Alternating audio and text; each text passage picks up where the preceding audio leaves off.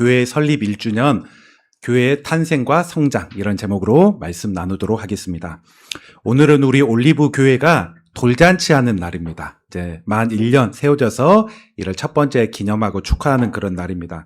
요즘 시대에서는 돌잔치를 하는 가정이 있고 또 사진만 찍고 이렇게 넘어가는 그런 가정이 있죠. 그러나 하지만은 과거에는 이 돌잔치가 1년 맞은 생일이 굉장히 의미가 있었습니다. 왜 의미가 있었는가? 한 100여 년 전만 하더라도 아이가 태어나면 1년을 살지 못하고 죽는 예가 꽤나 이렇게 많이 있었죠. 질병 가운데, 때로는 추위 가운데, 가난 가운데 잘 먹지 못하고 또 그러다가 아프거나 병들거나 그런 여러 일들이 있었습니다. 그래서 또 최근 한 3, 40년 전만 하더라도 부모님들이 출생신고를 늦게 했죠. 뭐 부모님들이 농사하다가 바쁜 것도 있었지만 또 다른 그런 이유 중에 하나가 아이가 아파가지고 뭐 죽거나 이상하게 된 그런 일들이 있어서 1, 2년 살아본 다음에 출생신고하자 그런 어떤 정서들도 있기 때문에 늦게 출생신고하는 그런 때가 있었습니다. 그렇게 갓난아이가 1년 동안 성장을 하였습니다. 건강하게 성장하면 그걸로 끝나지 않죠. 몸이 커지고 키가 자라고 그리고 어느덧 누워만 있다가 몸을 돌리고 기어다니기도 하고 옹알이를 하고 쓰려고 하고 이런 과정을 통해서 점점 성장이라는 게 무엇인지 1년 동안 겪어야 될 그런 성장들을 맛보곤 합니다. 교회도 마찬가지입니다. 교회도 시작되었다고 태동되었다고 그걸로 끝이 아니죠. 그리고 교회가 시작되면 1, 2년간의 많은 어려움, 시행착오와 갈등들이 있습니다. 위험한 시기입니다. 그래서 설립 초기에 어려움들을 이겨내지 못하고 되게 조금 진행되다가 되게 좀 교회가 어려움을 겪는 목회자의 뭐 비전이나 사명이 흔들린다든지 교회에 큰 재정적인 어려움이 있는다든지 혹은 교회 함께 시작했던 사람들이 뭐 떠나간다든지 이런 이유로 교회가 어려움을 당하는 일이 있고 뭐 심지어는 몇 년 가지 못해서 교회가 폐쇄되는 그런 일들도 있습니다. 무엇보다도 사탄은 교회가 세워지고 발전해 나가는 것들을 가장 싫어하기 때문에 하나님 나라의 전초기지인 이 교회를 끊임없이 핍박하려고 하고 어려움을 주기도 하죠. 우리가 이런 가운데 교회가 설립이 되었고 이제 오늘 1년째가 되었습니다. 앞으로 뭐 2년째도 기념할 수 있고 3년째도 기념할 수 있지만 저는 첫 1년간 되게 크고 작은 어려움들을 극복하고 또 하나님께서 은혜 주시고 협력하는 그런 성도들과 함께 이를 감사하고 기념하는 것은 되게 의미가 있다고 생각합니다. 그래서 보통은 여호수아 본문으로 설교를 하는데 오늘은 이 최초 이방 교회라고 할 수 있는 이 안디옥 교회가 어떻게 태동되었는가, 시작되었는가, 더 나아가서 초기에 성장했는가 이런 것들을 한번 돌아보면서 우리 교회를 한번 대입해보고 하나님의 은혜를 기억하고 앞으로 이렇게 소망을 갖는 그런 시간이 되기 원합니다. 한 3가지 정도 그런 내용으로 나눠서 오늘 한번 말씀을 볼 것인데 오늘 안디옥 교회를 보면서 작게는 우리 교회 또 넓게는 여러분의 한번 올해의 그런 삶도 대입해보는 그런 시간 되기 원합니다. 주보 개요 참고하면서 여러분들이 한번 보시기 바랍니다. 오늘 안디옥 교회는 어떤 교회냐? 이방인 최초 그런 교회라고 할 수 있습니다. 그런데 교회의 시작을 보면 좀 재미있는 그런 모습들이 있었죠. 우리가 첫 번째 배울 수 있는 것은 교회는 하나님의 뜻과 섭리 가운데 세워졌음을 오늘 본문 가운데 우리는 한번 생각해 볼 수가 있습니다. 우리 19절부터 21절을 보면 이 교회가 어떻게 처음 시작이 되었느냐 이를 설명하고 있습니다. 눈으로 한번 다시 한번 보시죠. 자, 이렇게 이야기합니다. 자, 19절에 보니까 스데반의 일로 인해서 스데반의 일이라는 것은 당시에 예루살렘에 그래도 크고 작은 핍박이 있긴 있었는데 이때부터 훨씬 더 세져서 최초의 순교자가 나타났습니다. 그가 누구인가? 스데반 집사님이죠. 그리고 교회를 향한 그런 핍박들, 보이는 그런 핍박들이 훨씬 더 심해졌습니다. 감옥에 갇히기도 하고 지도자들은 죽이기도 하는 그런 일들이 이후부터 이제 일어나게 됩니다. 이런 가운데 이제 신자들은 그 예루살렘에 머물 수만은 없었죠. 그래서 전국으로 흩어지게 됩니다.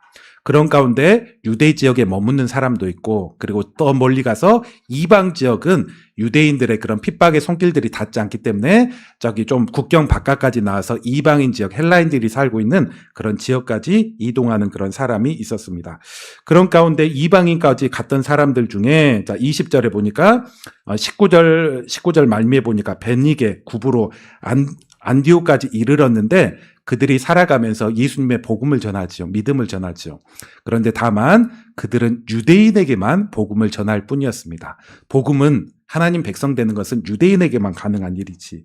그런데 20절에 보니까 어떤 구브로와 구레네 몇 사람은 유대인뿐만 아니라 헬라인, 안디옥에 살고 있는 이방인까지도 예수님을 전하고 천국 복음을 전하는 그런 사람이 있었습니다.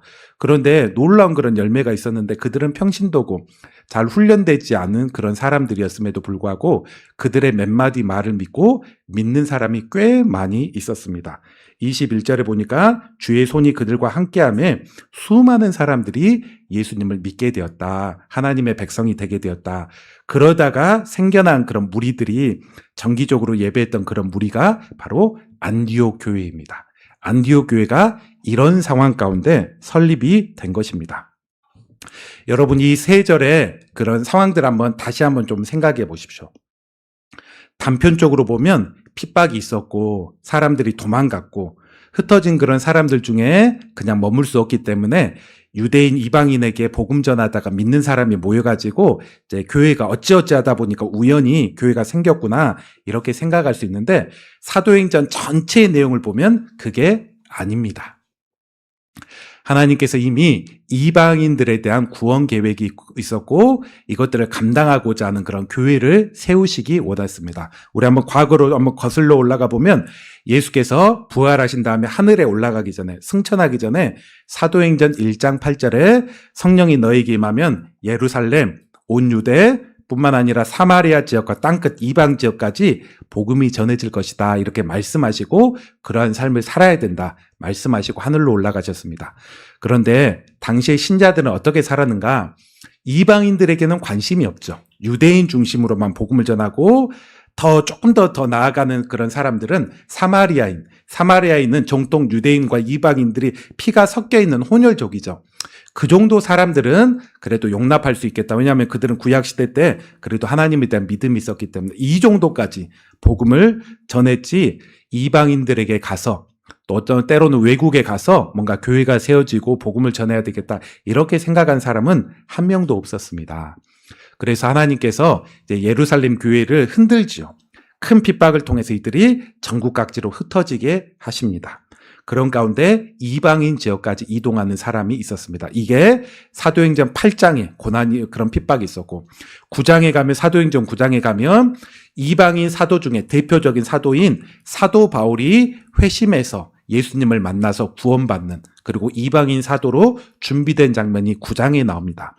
그리고 10장에는 이방인 장교였던 고넬료가 베드로를 통해서 복음을 듣고 구원받음으로 예루살렘 교회가 그렇게 결정을 하죠. 이방인에게 복음을 전하는 것은 하나님의 뜻이구나. 우리가 해야 될 그런 일이구나. 이를 공적으로 인정해 나가는 그런 계기, 그런 회의를 겪게 된 것입니다. 이런 과정 가운데 이제 하나님은 드디어 이방인에게 복음의 문을 점점 열어가시는데 그 전초기지가 될 만한 그런 교회가 필요했습니다. 그 첫 번째 그런 교회 중에 하나로 하나님이 안디옥 지역에 특별한 은혜를 베풀어 주셔서 더 많은 사람이 예수님을 믿도록. 그리고 안디옥은 당시 이스라엘 지역과 그 지역을 통합해서 가장 큰 도시였습니다. 인구도 가장 많고 도로도 잘 닦였던 지역이기 때문에 이곳에 교회가 생긴다면 주변에 파급력 있는 효과들이 더욱더 많죠. 이곳에 특별히 주의 손이 함께함으로 예수님이 더욱더 많이 있게 함으로 이 교회가 태동되고 이후에 이방인을 향한 구원의 그런 선교적인 그런 삶들을 잘 감당했다는 것입니다. 여러분이 한번 이런 일련의 과정을 한번 생각해 보십시오. 단지 그냥 핍박 피해서 이동했던 사람에 의해서 어찌어찌 하다가 우연히 안디옥 교회가 생긴 게 아니죠. 하나님의 큰 구원의 그런 계획 가운데 여러 가지들이 쓰임받고 그러다가 교회가 태동되고 이후에 쓰임받는 그런 모습을 보게 됩니다. 이게 어디 안디옥 교회만 그러겠습니까? 이 땅에 있는 수많은 교회들이 어쩌면 거의 모든 그런 교회들이 겉으로 보면 우연히 또 누군가 의해 세워진 것 같지만 그 이면을 돌아보면 하나님께서 그 지역을 향한 또 어떤 그 주변 사람들 향한 구원 계획이 있으셔서 교회를 태동시키고 좀 사명을 감당했으면 좋겠다. 물론 제대로 사명을 감당하지 못한 교회도 있고 그러다가 쇠락하고 소멸되는 그런 교회들도 지역 교회도 있긴 하지만 하나님께서 큰 구원의 그런 뜻 가운데 교회를 세워가심을 보게 됩니다. 저도 이번 주 한번 설교를 준비하면서 제가 지난 1년 정도 전에 썼던 그런 일기들, 제가 한번 가끔씩 일기 쓰는데 그런 기억들, 그때 일기들도 한번 다시 한번 보기도 하고, 그때 교회 개척 계획들, 백서라는 것들을 나름대로 한번 정리해 봤는데, 그때 흔적들을 한번 다시 볼 수도 있었습니다. 그러면서 제게도 이제 목회자로 제가 신학교 가고 또 목사 안수도 받고 그런 과정 가운데 여러 경험들이 있죠. 그리고 크고 작은 그런 교회들도 경험하고, 또 최근에는 비교적 또 안정된 교회에서 또 담임으로 또 사역하고 좋은 그런 경험들을 갖기도 하였습니다. 그런데 이제 제게 이런 크고 작은, 제가 신학교 가서부터 크고 작게 우연처럼 보이고, 또 누구와 만남이 있고, 이 교회에서 내가 잘 배우고 또 나름대로 헌신했구나, 그런 삶들이 종합적으로 또 하나님의 섭리 안에서 진행되면서 하나의 그런 교회로 점점 이어져 나가는 것을 보게 됩니다. 그러면서 저와 또 여러 협력했던 사람, 지금 또 여러분이 함께 나가면서 올리브 교회라는 그런 교회가 하나님의 섭리 안에 세워지고 진행되고 있구나, 이를 한번 생각해 보게 됩니다. 그리고 예수님께서도 이런 이야기를 하시죠. 세상의 모든 기관, 조직, 또 여러 사람들이 모이는 곳은 다 사람에 의해 만들어지죠. 그런데 세상에서 오직 하나님께서, 예수께서 세우신 곳이 있으니 바로 교회입니다. 마태복음 16장 18절에 보니까 예수님이 아직 교회는 없었지만 앞으로 이런 말을 하십니다. 앞으로 이런 일이 있을 것인데, 내가 내 교회, 예수님 교회, 하나님의 교회를 세울 것인데 음부의 권세가 이를 이기지 못하리라. 지옥의 문이 그 교회를 침범하지 못하리라 하면서 예수께서 내 교회, 예수님 교회, 하나님의 교회를 세울 것임을 말씀하셨습니다. 그리고 예수님이 하늘로 올라가시면서 성령을 보내시고 첫 번째 가시적인 교회가 이제 나타났으니, 그 교회가 예루살렘에 있는 그런 교회, 120명 정도 초창기에 세워져 가지고 모였던 그 교회가 세워지게 됩니다. 그리고 예루살렘뿐만 아니라 유다 지역의 곳곳에 교회가 세워지고, 사마리아 또 이방 땅 가운데 교회가 세워지죠. 우리가 한번 이렇게 교회를 이해해 보면 좋습니다. 교회는 무엇이냐? 교회를 한번 하나님의 교회, 예수님의 교회를 나무로, 큰 나무 하나로 한번 이해해 보면 좋습니다. 나무가 생기기 위해서는 뿌리가 있어야 되죠. 이 뿌리가 무엇입니까? 성경은 이 뿌리가 예수님이다, 혹은 사도들의 가르침, 혹은 성경이다. 모든 교회들은 예수님의 뿌리 가운데, 또 사도들의 가르침과 성경 가운데 다 기초로 하고 시작이 되었습니다. 그리고 그 뿌리 가운데 첫 번째 가지가 났으니 그 가지가 예루살렘 교회, 두 번째 가지가 났으니 유다에 있는 또 다른 그런 교회, 그러면서 사마리아 교회의 가지가 또 나고, 그리고 오늘 본문 사도행전 11장에 안디옥 그런 교회가 또 다른 그런 가지로 난 것입니다. 그리고 오늘날에도 마찬가지입니다. 예수님은 주님의 교회, 하나님 교회를 세우시고 이런 가지를 전 지역 가운데, 또 복음이 필요하고 믿음의 사역들이 필요하고 또 교회들이 있긴 있지만 새로운 그런 갱신들이 필요한 곳 가운데 교회의 가지들을 계속해서 세워나가시죠. 우리 교회가 그런 가지 중에 하나인 줄 믿습니다. 그리고 우리는 이 1주년을 맞이해서 우리 주님께서 뿌리 가운데 우리 올리브 교회를 섭리 가운데 인도하시고 세우셨는데 왜 세우셨는가, 이를 우리는 묻고 또 기도하고 분별해 나갈 줄 알아야 될 것입니다. 여러분이 영적인 노트가 있다면 거기에 그 앞 페이지를 보면 우리 교회 비전 해가지고 한 8가지 그런 내용이 있어요. 이것들이 제가 좀 정리하면서 우리 교회가 이런 방향, 이런 모습들이 되었으면 좋겠다 생각하는 그런 내용이었습니다. 그리고 특별히 한 3가지 정도만 더 한번 이렇게 강조해 본다면, 우리 올리브교회 8가지 내용들이 골고루 균형 있게 또 발전해 나가야 되겠지만, 오늘 사도행전 이렇게 내용들을 보면 첫 번째로 우리 교회가 우리 주변에 믿지 않는 가족들, 이웃들, 사람들을 지금 이대로 살면 멸망에 이를 수밖에 없는 그런 사람들을 하나님 백성 되고 천국으로 가게 하는, 하나님 손이 함께해서 믿음으로 바꿔가는 그런 역할을 하는 그런 교회. 더 나아가서 선교적인 역할도 우리가 관심을 갖고 감당하는 그런 교회가 돼야 되겠다.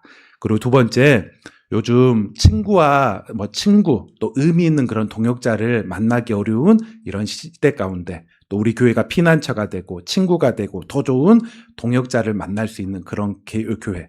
그리고 더 나아가서 우리가 성령 충만한 그런 제자를 세우고 성령 충만한 그런 교회가 되기 위한 그런 모습들이 우리 한 번 더 다짐해 나가고, 또 이런 8가지 가치가 우리에게 의미 있게 나타나기 위해서 어떤 보완이 필요한가, 어떤 앞으로 나아갈 것들이 필요한가, 이를 고민해야 될 것입니다. 이런 고민과 몸부림 가운데 하나님은 우리 교회를 사용하실 것이고, 쇠퇴하지 않고 정체되지 않고 계속 앞을 향해서 나아갈 수 있는 그런 교회가 될 것입니다. 이처럼 첫 번째, 교회는 하나님의 계획과 섭리 안에 모든 교회가 우리 교회가 세워진 것입니다. 그리고 두 번째, 오늘 말씀을 통해서 또 말하는 것은 교회는 성도들의 믿음의 시도와 헌신 가운데 세워짐을 이야기합니다.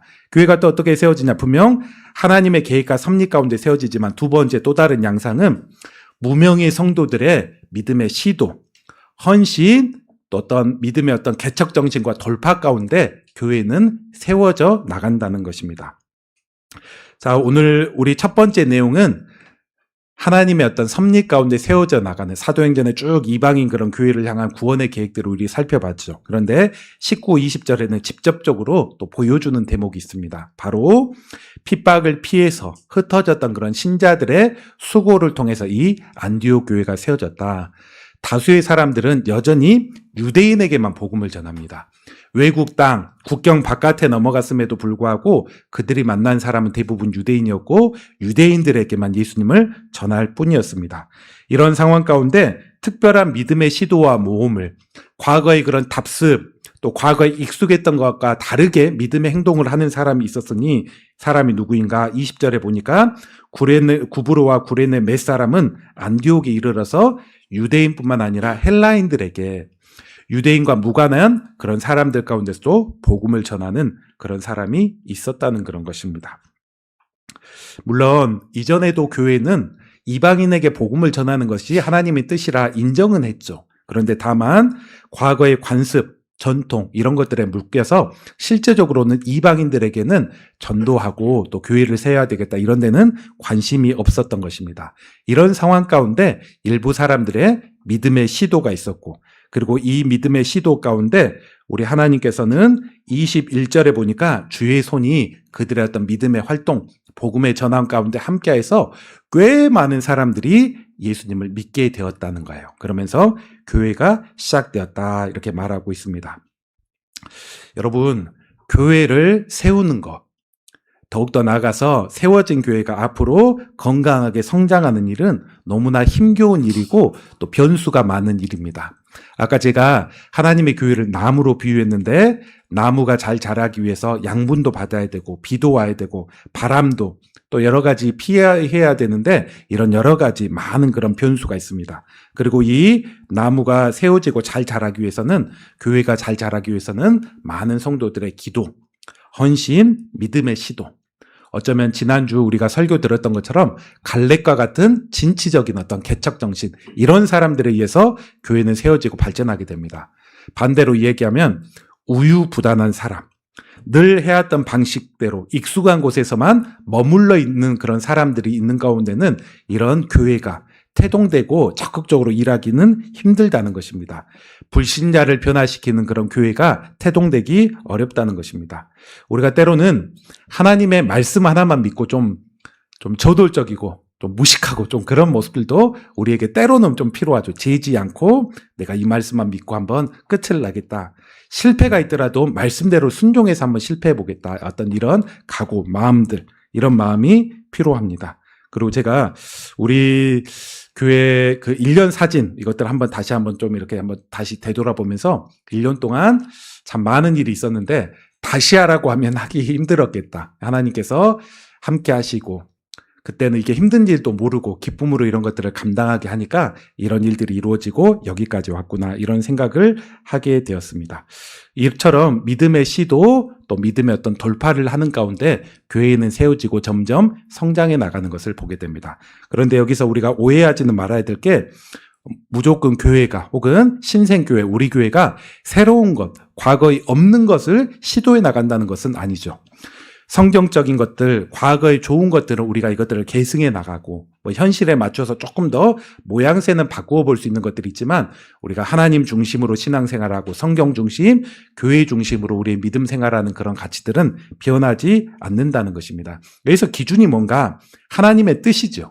하나님의 뜻이면 우리가 과거에 익숙했던 전통과 모습들, 우리가 편애하는 그런 모습들이 있다고 할지라도 하나님의 뜻이라면 시도하고 뭔가 돌파해보고 이런 모습들이 있고, 하나님의 뜻이라면 아주 오래된 1000년 이상 되는 가치라고 할지라도 여전히 붙드는 것들. 세상은 계속해서 변하고 있습니다. 가치관도 변하죠. 지금 가치관과 100년 전 이 땅, 조선 말기라고 할 수 있죠. 이 땅의 가치관과 너무나 다르죠. 1000년 전과는 말할 수도 없습니다. 세상은 이처럼 굴곡 사이클을 이루면서 계속해서 변해가고 있는데, 성경의 내용만큼은, 성경의 가치관만큼은 영원합니다. 그리고 이것은 지금 아무리 AI, 로봇 시대가 발달되는 100년, 200년이 지난다고 할지라도 이 성경의 가르침과 가치는 영원할 것입니다. 우리는 이걸 통해서 믿음의 모험도 하고 시도도 해야 될 것입니다. 우리는 신생교회이기 때문에 아직 남녀 전도회도 없고 성가대도 없고 조직도 유연함이 있습니다. 이것들이 좋은 의미로 사용돼야 될 것이고, 또 이런 가운데 새로운 어떤 믿음의 시도와 모험들을 여러분의 삶에서도 나타나는 그런 성도들이 되기 원합니다. 우리가 개척교회 성도들이잖아요. 그렇다면 우리 안에도 개척 정신과 모험 정신이 좀 살아있어서 교회뿐만 아니라 여러분의 삶에서도, 직장에서도 다른 사람이 좀 시도하지 않고 겁내 나가는 것도 우리가 기도하면서 하나님께서 주신 마음이 있다면 과감하게 한번 시도하고 좋은 결과와 성과를 내고, 또 하나님께서 함께 해 나가실 때 좋은 어떤 열매를 드러내신다는 것을 여러분의 삶 가운데서 좀 드러내 나갈 수 있는 그런 성도들 되시기 바랍니다. 그리고 세 번째, 오늘 본문에서 우리가 마지막으로 하나 더 볼 수 있는 것은 교회는 하나님의 축복 가운데 성장해 나감을 볼 수 있습니다. 첫 번째, 두 번째는 교회가 태동되는 것을 봤다면, 세 번째는 그렇게 시작됐던 교회가 어떻게 초기 성장을 해나가는가 이를 보여주고 있습니다. 교회는, 오늘 안디옥 교회는 하나님의 섭리 가운데 세워지고 또 열정적이고 믿음의 시도를 하는 그런 사람들이 사용되어서 교회가 세워졌습니다. 그런데 교회가 설립되는 것도 중요하지만 더 중요한 것은 설립되는 교회가 안정적으로 성장해 나가는 것일 것입니다. 우리 교회가 1년 되었어요? 더 중요한 게 무엇이겠습니까? 2년, 3년 더 발전해 나가는 것들이 우리의 과제일 것입니다. 그러기 위해서 우리에게 특별히 중요한 그런 세 가지 내용을 오늘 말씀 가운데 한번 확인해 볼 수 있습니다. 여러분 한번 잘 따라와 보십시오. 안디옥 교회가 어떻게 성장해 나가는가. 첫 번째, 이제 12절에 보니까 우리 살펴봤던 말씀이지만은 이런 표현이 나옵니다. 22절에 보니까 이렇게 나옵니다. 21절에 보니까 이렇게 나옵니다. 주의 손이 믿음의 시도를 하는 사람 가운데 함께 하심에 수많은 사람이 믿고 주님께 돌아왔다, 이렇게 얘기하고 있습니다. 주의 손이 그들과 함께 있다는 것은 하나님의 능력, 하나님의 임재가 그들의 삶, 신앙, 또 믿음의 행위 가운데 함께 있다는 것입니다. 무명의 신자들이 전도에 대해서 전문적으로 훈련받지 않았던 신자임에도 불구하고 그들이 예수님을 전했을 때 꽤 생각보다 많은 사람들이 예수님을 믿고 공동체라는, 여기서 몇십 명, 몇백 명이 됐을지 모르겠지만 연약하지만 그런 교회 공동체 사람들이 생겨졌다는 것입니다. 이것은 그들의 탁월함 때문에 나타난 게 아니었죠. 그들이 얼마나 전도를 잘하냐 이것 때문에 나타난 게 아니라 오늘 21절을 말하기를 주의 손이 그들과 함께 했기 때문에 이런 복음의 열매가 나타날 수 있었다.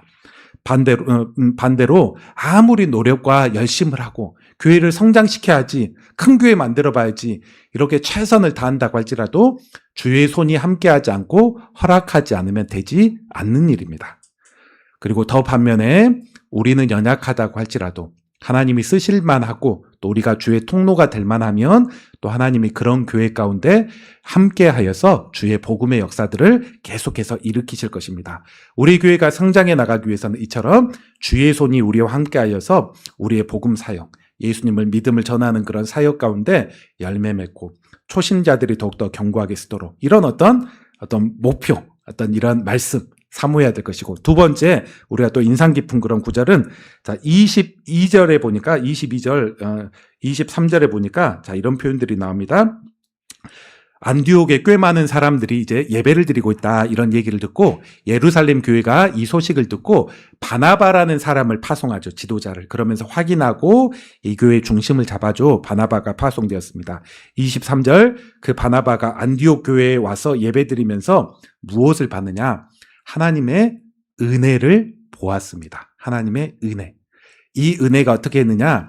이 이방인들이 구약 율법의 배경도 없었던 그런 사람들이 이제 과거에 안 좋았던 모든 습관들을 뒤로 하고 점점 경건한 삶을 살아가려고 하는 그런 사람들, 그렇게 예배하는 그런 사람들을 보게 되었습니다. 언어도 달랐고 전혀 배경도 없었던 그런 사람들, 복음 아니고서는 평생 여전히 이방인들의 죄악과 정욕적인 삶이 나타날 수밖에 없는 그런 사람임에도 불구하고 그들이 하나님의 은혜로 인해서 점점 변화되어 나가고 있는 그런 초신자들, 그런 안디옥 교인의 모습을 보았다는 것입니다. 이게 우리 교회에게도 필요한 것입니다.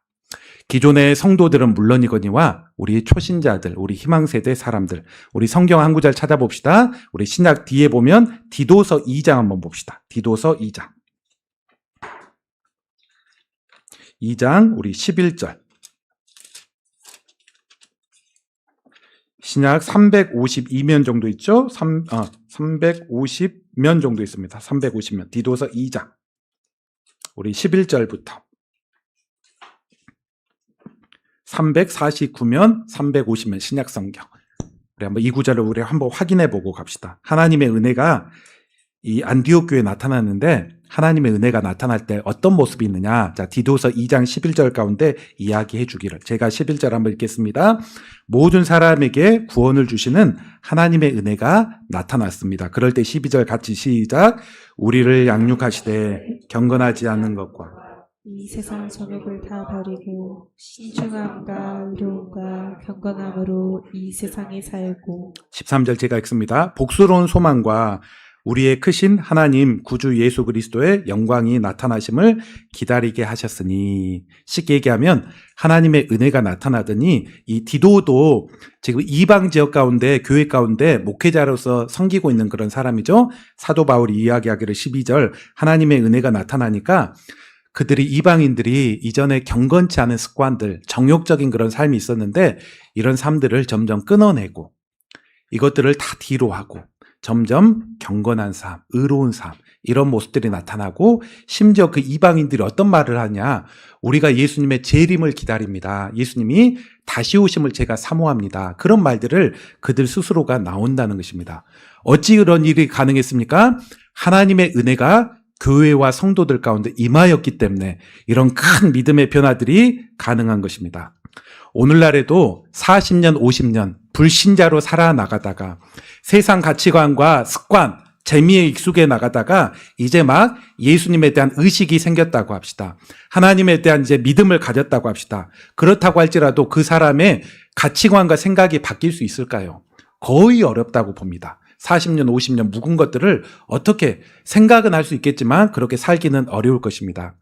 10대, 20대 청소년, 청년, 젊은이들 주변 가운데 수많은 세속적인 문화와 말씀과의 반대적인 그런 삶의 모습들이 나타납니다. 이런 모습 가운데 과연 거스리면서 경건한 그런 삶을 살아갈 수 있을까요?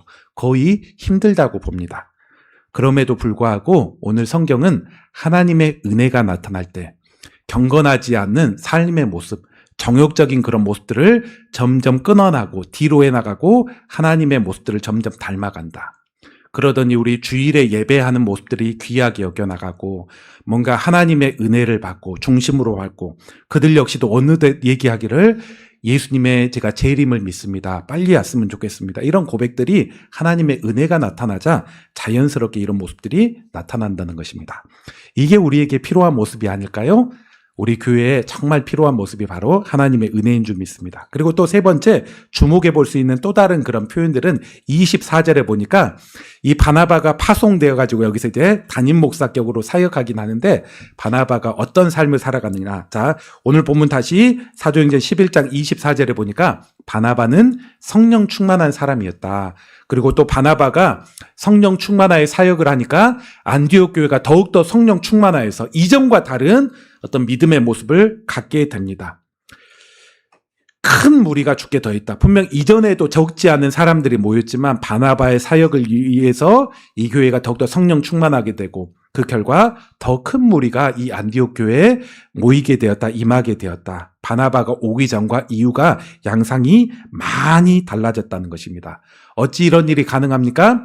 성령 충만한 지도자를 통해서, 성령 충만한 신자들 통해서, 성령 충만한 교회를 통해서 이런 일이 가능합니다.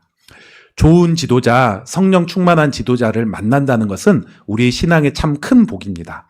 더 나아가서 성령 충만한 교회 안에서 우리가 믿음 생활을 한다는 것은 너무나 귀한, 이 세상을 살면서 너무나 큰 축복 중에 하나입니다. 여러분이 한번 그런 삶을 살아가시기 바랍니다. 어떻게 우리 교회가 성령 충만한 교회가 되겠습니까? 여러분 한 명 한 명이 그렇게 되고 제가 될 때 또 그런 교회가 될 줄 믿습니다. 우리가 이 세상을 바라보면서 교회를 향해서 기도해야 될 것들이 있지만은 우리 올리브 교회 바라보면서 가장 필요한 게 무엇일까요? 분명 개척교회다 보니까 더 많은 사람도 있으면 좋겠고, 재정도 좀 더 튼튼하고, 좋은 시스템, 이런 시행착오도 좀 줄여갈 수 있는 그런 것들이 필요하긴 하지만, 제가 볼 때 가장 필요한 게 무엇인가? 이 세 가지입니다. 주의 은혜와 은혜가 우리 가운데 함께 나가심에 우리의 복음 사역 가운데 또 하나님의 도우심이 있는 거. 더 나아가서 주의 은혜가 임하시니 이 초신자들, 이 변화되어야 될 그런 사람들이 변화되어서 주님을 점점 따라가는 거. 그리고 교회가 더욱더 성령 충만하고 지도자가 성령 충만함으로 더 많은 하나님의 튼튼한 교회로 바뀌어가는 것. 이것들이 바로 우리 교회의 그런 과제이자 기도 제목인 줄 믿습니다. 오늘 한번 말씀을 한번 정리해 보겠습니다. 오늘 이방인의 대표적인 첫 교회의 대표적인 그런 교회라고 할 수 있는 안디옥 교회를 보면서 우리 첫 1년 돌잔치 가운데 우리 교회의 모습들, 더 나아가서 우리의 모습을 살펴보았습니다. 안디옥 교회 그리고 모든 교회, 우리 올리브 교회 어떻게 세워집니까? 우리 주님께서 세우시리라고 해가지고 세워졌고 그런 가지들이 하나하나 나가면서 지금 우리 교회까지 오게 된 것입니다. 그리고 지난날 최근 1년 동안의 우리 삶을 돌아볼 때 하나님의 뜻과 섭리 가운데 인도된 우리 영혼을 끌어당긴 그런 하나님의 역사들이 여러분 크고 작은 산 가운데 발견해 나가시길 바랍니다. 그리고 교회가 세워진다는 것은 우유부단하고 그런 정체된 그런 사람이 아니라 믿음의 모험을 하고 시도되는 그런 사람 가운데 교회는 더욱더 세워지고 또 우리 삶이 세워짐을 믿습니다. 그리고 마지막으로 안디옥 교회가 성장해 나가는 것들을 보면서 우리 교회 하나님의 은혜가 임하기를 한번 기도하도록 합시다. 어찌 우리가 사람을 바꿀 수 있을까요? 안 되지요. 그러나 하나님의 은혜가 임하면 40년, 50년, 60년 불신의 가치관으로 똘똘 매여있는 그런 사람도 내려놓고 점점 주님 곁으로 한 걸음 더 나아가서 하나님의 은혜를 누릴 수 있는 그런 자가 되기 원합니다. 그런 성령 충만한 교회 신자 되어 나가기를 주의 이름으로 축원합니다. 우리 시간에 같이 찬